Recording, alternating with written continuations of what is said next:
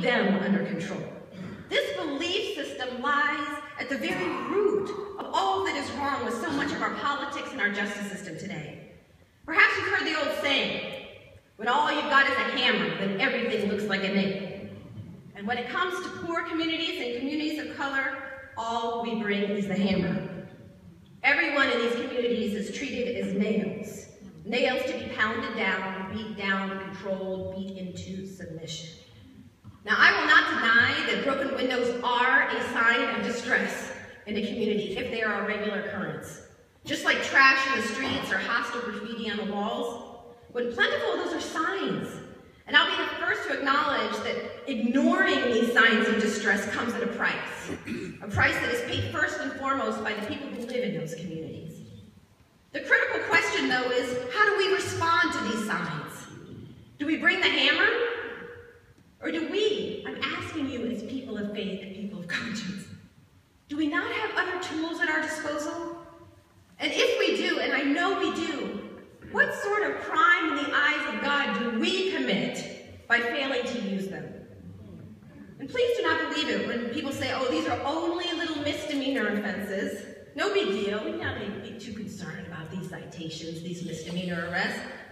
For after all, it was just a minor misdemeanor that Eric Gardner was accused of, selling loose, untaxed cigarettes when a police officer saw fit to choke him to death for his crime. Of course, that's an extreme case, yet the point remains, if you know anything at all about how this system works, you know that if you're poor, you likely can't pay that misdemeanor fine. And you might lose your job because of the time you spent showing up in court. And these misdemeanor offenders, they too can follow you for the rest of your life in this era of technology. They can show up on background checks. They can be the reason you're denied employment, denied access to housing. And suddenly this little misdemeanor offense is the reason you're unemployed or homeless.